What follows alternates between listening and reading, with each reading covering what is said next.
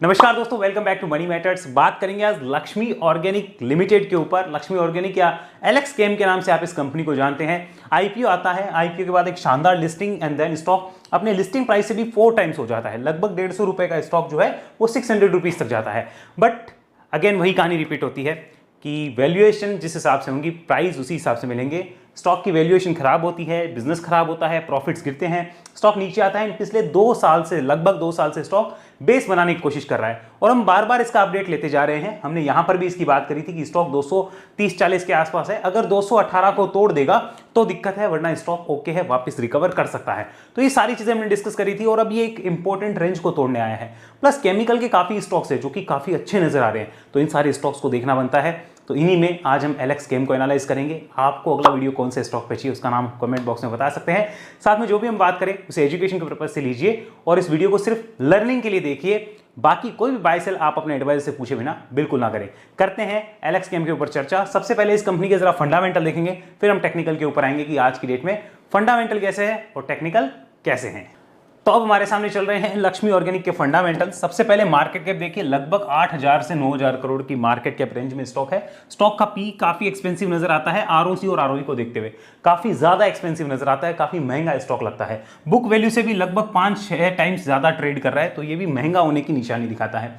अगर इसकी promoter holding देखी जाए तो ये 70% प्रमोटर्स के पास माल है, यानी कि उनको अपनी कंपनी बिजनेस पे अभी तक भरोसा है, ऐसा इसको देखने से लगता है। बट पिछले कुछ समय में थोड़ी सी प्रमोटर्स की होल्डिंग जो है उसमें गिरावट देखी गई है। अब वो कंसर्न की बात है कि नहीं है वो हम आगे डिस्कस करेंगे। डेट कंपनी के ऊपर नहीं है, ये सबसे अच्छी बात है और सबसे अच्छा पॉजिटिव पॉइंट है, क्योंकि अगर प्रॉफिट थोड़े बहुत भी ठीक हो गए तो कंपनी खुद ही कमाएगी, ऐसा नहीं कि ब्याज में पैसा चला जाएगा। ईपीएस काफी कम है जो कि पीई को हाई बना ही रहा है, हमें नजर भी आता है। अनप्लेज है holding, that is good. Profit की ग्रोथ ठीक ठाक रही है, हम खराब नहीं कह सकते। Market cap to sales 3 times base, जो कि एक्सपेंसिव नहीं है। केमिकल बिजनेस में 3 टाइम्स कुछ भी नहीं होता है। पीईजी रेशियो काफी एक्सपेंसिव दिखाता है। फ्री कैश फ्लो नेगेटिव है, जो कि एक नेगेटिव चीज है। तो हमने पॉजिटिव और नेगेटिव चीजों पे बात करी। अब ये भी देखिए कि इस इंडस्ट्री की पी कितनी रहती है, 41 के आसपास रहती है। तो ये 75 पे चल रहा है, तो ये अपनी इंडस्ट्री से भी थोड़ा हाई पी पे ट्रेड कर रहा है। इसका सॉल्यूशन ये की है कि जैसे ही कंपनी के कुछ अगले रिजल्ट आए काफी अच्छे आने चाहिए, तब इस कंपनी की पी एडजस्ट होगी, वरना दिक्कत होगी और ओवर वैल्यूड ही स्टॉक रहेगा। अब देखते हैं यहाँ पे इसका मार्केट ने अभी तक पी एक्सेप्टेंस रेशियो क्या किया है, क्योंकि पिछले काफी साल से लिस्ट है, 3-4 साल हो गए लिस्ट हुए, लगभग 2021 में लिस्ट हुआ था।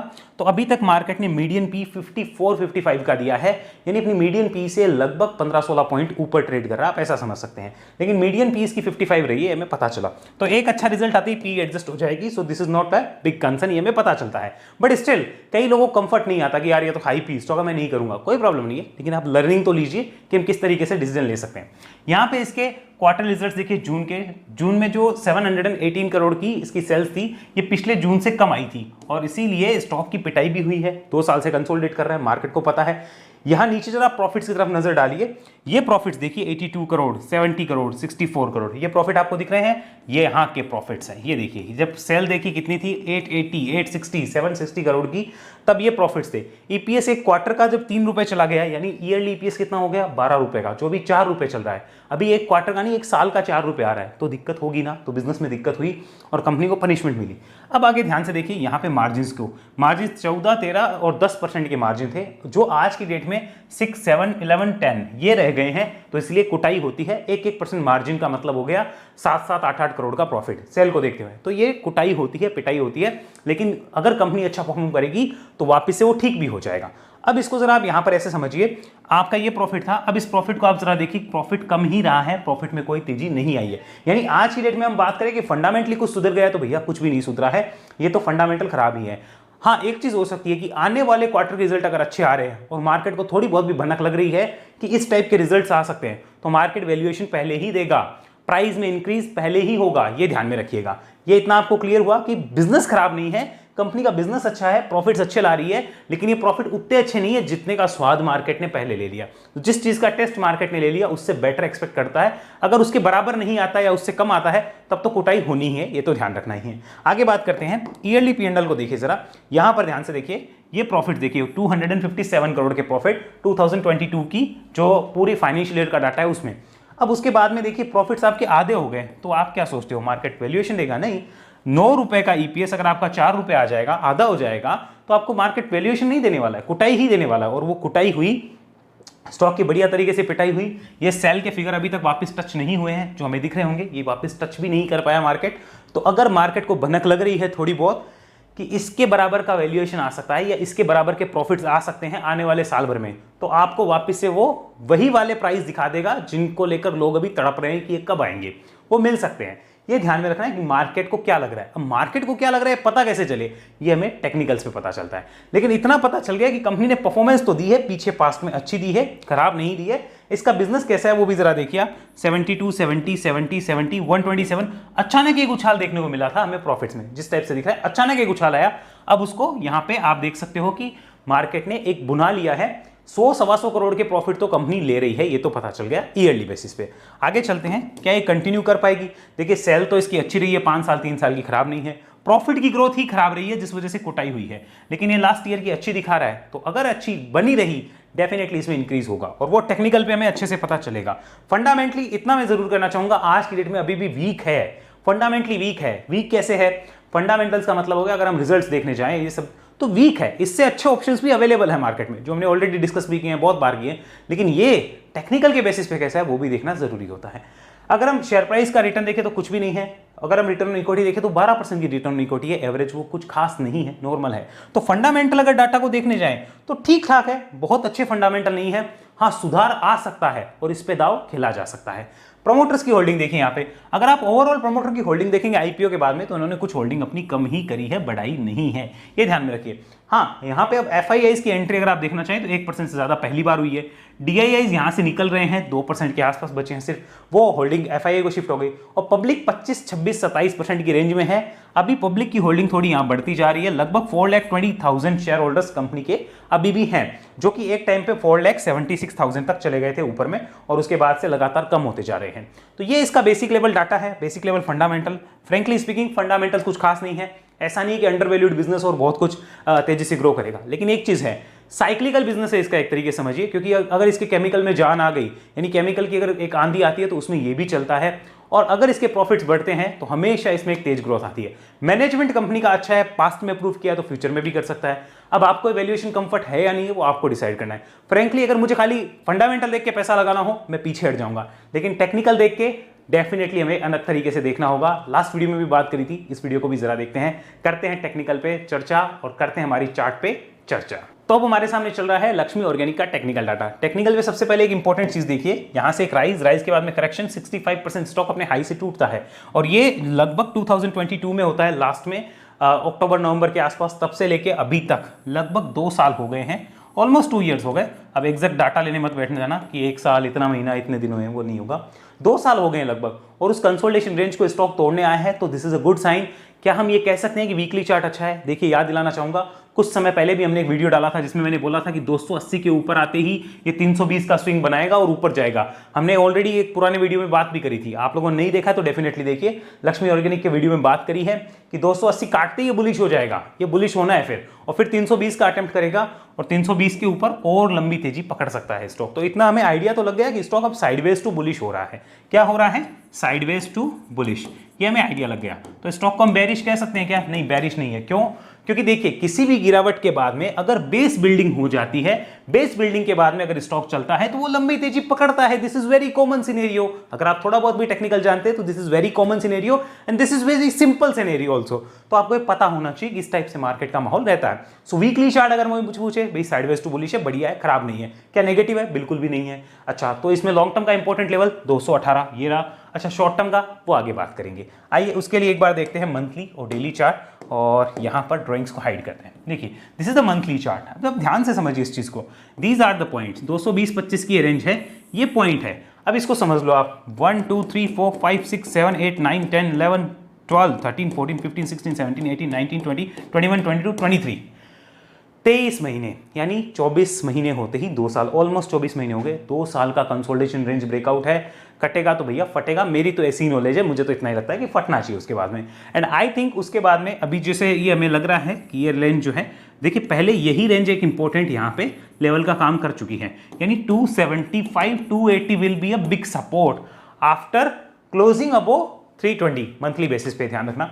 तो इसके ऊपर एक अच्छा यहाँ पे बेस बिल्डिंग हो जाएगी, सपोर्ट बन जाएगा और स्टॉक के लिए आने वाले 6-12 महीने पॉजिटिव होंगे, जहां पे पहला हर्डल लगभग 400 रुपए के आसपास हो सकता है, दूसरा 480 से 500 की रेंज और तीसरा लगभग 600 रुपए के आसपास हर्डल हो सकता है। तो आने वाले 6 से 12 महीने स्टॉक के लिए बुलिश हो सकते हैं, ऐसा लगता है।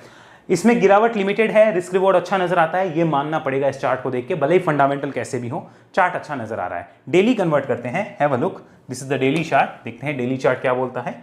हम इन सब डाटास को हटाते हैं, या this is the daily chart, ध्यान से इसको समझने की कोशिश करिए। एंड हमारे सामने 200 दिन का मूविंग एवरेज लाइन भी है, हालांकि उसका कोई रोल नहीं है, because in consolidation phase all these indicators have no role, उनका कोई रोल नहीं बचता है, उनका सिर्फ एक टाइम पास रोल हो जाता है। तो ये हमें डाटा पूरा देखने को मिल रहा है 320 के आसपास का। अब देखिए इनको काटते ही जो बड़ा रेजिस्टेंस है, यानी जो जोन आएगा वो ये वाला आएगा, लगभग 480 रुपए के आसपास का एक जोन आएगा, जो कि एक हर्डल हो सकता है। वो 390-400 है, तो वो एक हर्डल आएगा। उसके बाद में जो हर्डल निकलेगा वो सीधा 480-500 की रेंज होने वाली है। डेली चार्ट भी कंफर्म कर रहा है। डेली चार्ट को अगर आप ध्यान से देखिए तो देखिए हमने 280 के ऊपर आने पे बात करी थी कि ये फटेगा आप, और देखो वो उसी तरीके से फटता हुआ नजर आ रहा है। मुझे अभी भी उम्मीद है कि ये स्टॉक आने वाले 6-12 महीने अच्छा कर सकता है। चार्ट पैटर्न्स काफी अच्छे नजर आ रहे हैं, बाकी हम गलत भी हो सकते हैं, इसकी भी संभावना है, पूरी है। लेकिन एक चीज कंफर्म हो गई, क्या कंफर्म हो गई, देखिए यहां पे जरा समझने की कोशिश करिए। इस चीज पे हम वीकली चार्ट कन्वर्ट कर लेते हैं वापस, this is the weekly chart. एक चीज कंफर्म हो गई, हम डेली देख लें, वीकली देख लें या मंथली देख लें, तीनों चार्ट, क्या कोई बेरिश है? क्या बेरिश तो कोई सा भी नहीं है। तो बुलिश हो रहे हैं, यस, ऑल बुलिश मोड में है, साइडवेज टू बुलिश मोड में है, तो खराब तो कोई भी नजर नहीं आता। अब बात करते हैं यहाँ किया क्या जा सकता है। उसके लिए हमें 3 कैटेगरी डिवाइड करनी है। पहले हमें ये सोचना है कि जो ऑलरेडी लेकर बैठे हैं वो क्या सोचेंगे। अब ऑलरेडी लेने वाले 2 लोग हो सकते हैं, एक तो जो ऊपर से लेके बैठे होंगे यहाँ से, एक वो जो यहाँ से लेके बैठे होंगे। जैसे हम लोगों ने भी बात करी थी कि 280 के आसपास लिया जा सकता है। मान लीजिए किसी ने लिया है 280 के आसपास, तो उसकी सोच क्या है, प्लस जो ऊपर से लेके बैठे हैं उनकी सोच क्या है, हमें उसको डिकोड करना है, हमारे लिए राह आसान हो जाएगी। देखिए पहला मानते जो ऊपर से लेके बैठे हैं ये वाले, मतलब कहीं से भी यहाँ से ऊपर वाले, तो उनकी सोच क्या होगी, वो क्या करेंगे, वो होल्ड ही करेंगे, वो भी बेचने के मूड में नहीं होंगे। और वो अगर बेचेंगे भी तो कोई बड़ा सेलिंग प्रेशर क्रिएट नहीं होने वाला है, ये हमें ध्यान रखना है। समझदार हैं तो वो नहीं बेचेंगे, वो होल्ड करने वाले होंगे, हमें ऐसा अनुमान लगाया जा सकता है। दूसरे हो सकते हैं ये वाले जिन्होंने यहाँ नीचे लिया होगा इस जोन में कहीं भी, तो वो भी क्या सोच रहे होंगे। देखो उनमें 2 कैटेगरी हो सकती है। पहली वो हो सकती है जो शॉर्ट टर्म के लिए लेके बैठी होगी, तो शॉर्ट टर्म के लिए राइड करने वाली 280-275 रेंज का ध्यान रखेगी, इसके नीचे डरेगी, यानी अभी तो फिलहाल डरने के मूड में नहीं है, ये पता चला। दूसरे हो सकते हैं ये वाले, कौन से, जो लॉन्ग टर्म लेके बैठे हैं, तो लॉन्ग टर्म वाले तो 218 के साथ चिपके होंगे, उनके लिए 218 सपोर्ट, वो तो बेचने के मूड में होंगे नहीं। तो मैं ये पता चल गया कि भाई वो तो बेचने के मूड में नहीं है, सेलिंग प्रेशर नहीं आ सकता। अब एक कैटेगरी और हो सकती है फंडामेंटल वाली, जिसको पता हो फंडामेंटली कोई दिक्कत है, तो वो सेलिंग प्रेशर क्रिएट कर सकती है क्या, वो तो कभी भी कर सकती है, उनको ही हम फॉलो करते हैं। प्राइस बाद में बोलेगा, फंडामेंटल वालों को पहले पता चलेगा, जिनके पास कंपनी के अंदर की एक्सेस है, आपके और मेरे पास नहीं है, इसलिए हम प्राइस देखते हैं। तो ये पता चला। अब दूसरी कैटेगरी होती है जिनको फ्रेश इन्वेस्ट करना है, क्या करना है, फ्रेश इन्वेस्टमेंट करना है, तो वो क्या आएंगे क्या, देखो उनमें भी डेफिनेटली हमें देखना होगा फंडामेंटल्स कैसे हैं। देखो थोड़े से कम कंफर्टेबल है, ये एक्सेप्ट करना होगा। फंडामेंटल्स उतने कंफर्टेबल नहीं, वैल्यूएशन थोड़े एक्सपेंसिव नजर आते हैं, लेकिन अगर कोई कंफर्टेबल है कि नहीं फ्रेश इन्वेस्ट कर सकता हूं, टेक्निकल पैटर्न अच्छा लग रहा है, तो क्या करेगा, वो सेम इसी प्रोसेस को फॉलो करेगा। अगर शॉर्ट टर्म कर रहा है, अगर लॉन्ग टर्म कर रहा है, तो वो सेम इसी प्रोसेस को फॉलो करेगा, इतना हमें पता होना चाहिए। आई थिंक शॉर्ट टर्म वाले कम होंगे, लॉन्ग टर्म वाले ज्यादा होने चाहिए फ्रेश वाली साइड में, क्योंकि शॉर्ट टर्म में कभी भी झटका लग सकता है, भी जिस हिसाब से मार्केट का मूड माहौल है, लॉन्ग टर्म वाले ही ज्यादा होंगे जो डिप पे और लेने को तैयार होंगे, ये हमें पता चलता है। तो सेलिंग प्रेशर वहां से भी नहीं आना। अब तीसरी कैटेगरी और देखते हैं, आइए बात करते हैं न्यू स्विंग बुल्स की। कौन से, न्यू स्विंग बुल्स, ये क्या कर सकते हैं भैया, देखो ये भी एक्टिवेट हैं, ये भी 320 के ऊपर का, ऐसे मान लो क्लोजिंग का ही वेट कर रहे हैं, एक डंकी क्लोज आ गई, एक्टिवेट हो जाएंगे। इनके लिए ₹275 आप डायरेक्ट लिखो सपोर्ट, नो कंफ्यूजन, 275 सीधा सपोर्ट रहेगा इनके लिए, जो हमें पता होना चाहिए। मान लो 320 के ऊपर क्लोज आती है, 275 के आसपास का एक सपोर्ट क्रिएट हो जाएगा इनके लिए, ये हमें पता होना चाहिए। अब ये सपोर्ट क्रिएट होने के बाद में इनके लिए ऊपर में क्या है, तो ऊपर के लेवल्स को हमें देखना है। तो देखिए मैं लिख देता हूँ यहाँ पे ₹345 पहला इंपॉर्टेंट रेजिस्टेंस, ₹365 एंड ₹385 390, ये लास्ट रेजिस्टेंस रेंज। तो ये 3 के लिए वो स्विंग प्ले करते हुए नजर आ सकते हैं, इतना हमें ध्यान रखना होगा। कौन से, नए वाले, यानी कोई भी हो सेलिंग प्रेशर क्रिएट होना मुश्किल है, ये हमें पता चलता है। प्लस एक चीज और कंफर्ट देती है, that is monthly chart. Monthly chart पे जब 24 महीने का कंसोलिडेशन, मजाक तो नहीं है, देखो भाई मजाक तो नहीं है, ये देखो अब जिस महीने इसके ऊपर क्लोज आ जाए, मानो इसके ऊपर क्लोज आ गई 300, इसी महीने क्लोज आती है 346 रुपए के आसपास क्लोज आ गई, और इस महीने का लो कितना है 280 के आसपास का, उसी को लॉन्ग टर्म प्लेयर क्या करेंगे, अपना लॉन्ग टर्म का एसएल बना लेंगे, मंथली क्लोजिंग बेसिस पे, ध्यान रखना। बना लिया, उसके बाद इसको 6-12 महीने राइड कर सकते हैं अपने अपने कंफर्ट के हिसाब से। कोई ट्रेलिंग एसएल के साथ रखेगा, कोई फिक्स रिटर्न निकालेगा। जैसे मैं अपना डिस्क्लोजर देना चाहूंगा, I am holding Lakshmi chemical, मैंने कुछ लिया है, 60% कैपेसिटी मैंने इन्वेस्ट करी है, 60% कैपेसिटी के साथ में मैंने ले रखा है और मैंने लॉन्ग टर्म पर्पज से लिया है 280 के आसपास का। अब ध्यान से इसको सुनिए जरा, अब मेरी थिंकिंग क्या है वो सुनिए। मुझे जैसे ही 50% रिटर्न मिलेगा, 50% रिटर्न मिलेगा आने वाले 6 to 12 मंथ्स में, मैं पार्शियल बुक जरूर करूंगा, मैं पार्शियल बुक कर सकता हूं और उसके बाद राइड करूंगा। मेरी ये प्लानिंग है। उस टाइम 50% रिटर्न बनने पे कैंडल्स कैसी बन रही है, चार्ट्स कैसे बन रहे हैं, अगर वो अच्छे हैं तब तो शायद मैं बुक करूं भी ना, लेकिन अगर वो अच्छे नहीं बन रहे हैं या मुझे थोड़ा सा डिस्कंफर्ट मिल रहा है तो पार्शियल बुक तो मैं कर लूंगा। ये तो हमें ध्यान रखना है। इस तरह से प्लानिंग, कईयों की प्लानिंग क्या होगी कि 100% बढ़ते ही साल भर के अंदर अपनी कॉस्ट निकाल के रिमेनिंग को राइड करेंगे, क्योंकि बेस बहुत सॉलिड है, बहुत सॉलिड है। लेकिन ये ध्यान रखना, एक बार में कई लोगों की एक्सपेक्टेशंस क्या होती है कि अब आने वाले 6 महीने तो बस ऐसे ऐसे ऐसे जाएंगे, नहीं होने वाला है। वो इस तरीके से रुक के एक झटका देके इस तरीके से भी जाते हैं, टाइम ले सकते हैं। ध्यान रखना, 6 से 12 महीने का विजन है तो ही काम का है, वरना बिल्कुल काम का नहीं है। ये नोट डाउन आप कर लीजिए। बाकी लक्ष्मी ऑर्गेनिक पे जो आपने व्यू पूछा था, my view is bullish right now, मेरा व्यू बुलिश नजर आता है। शॉर्ट टर्म 275, लॉन्ग टर्म 218, और ये मैं पहले से कहता रहा हूं 280 के ऊपर आती, 218 के साथ ये फट सकता है, इसमें चांसेस है। लेकिन किसी का 6-12 महीने का व्यू है तो ज्यादा बेटर है। स्विंग करने वाले देख रहे हैं, मेरा पर्सनली मानना है स्विंग के लिए इससे अच्छे स्टॉक्स भी देखे जा सकते हैं। बाकी देखिए, अपना अपना कंफर्ट, अपनी अपनी इच्छा। आई होप आपको समझ आया होगा, मैंने अपनी तरफ से पूरी कोशिश करी। वीडियो अच्छा लगे तो लाइक जरूर करिएगा, दोस्तों के साथ शेयर करिए। और ये भी ध्यान रखिए, आप अगर ऐसे एनालिसिस सीखना चाहें तो कनेक्ट हो जाए हमारे साथ 1-to-1 ट्रेनिंग के लिए। वेव एनालिसिस में आ सकते हैं, जहाँ पे आप मेरे साथ 1-to-1 सीख सकते हैं और पूरा का पूरा जो सेटअप है हमारा वो आप लेकर उसके हिसाब से अपना आइडिया लगा सकते हैं, अपनी नॉलेज को बढ़ा सकते हैं और अपनी अर्निंग को भी डेफिनेटली आप बढ़ा पाएंगे अगर आप सीख लेते हैं। तो 1-to-1 सीखने के लिए आपको इस नंबर पे व्हाट्सअप करना है, संपर्क करना है, और रजिस्ट्रेशन करवाना चाहें तो डेफिनेटली आप कॉल कर सकते हैं। और ये भी ध्यान रखिए, अगर आपने चैनल के ज्वाइन बटन पे क्लिक नहीं किया है, ज्वाइन बटन पे क्लिक करिए, मेंबरशिप लीजिए और हमारे साथ आप फिर भी कनेक्ट हो सकते हैं। अगले वीडियो में मिलते हैं, तब तक के लिए धन्यवाद। जय हिंद, जय भारत।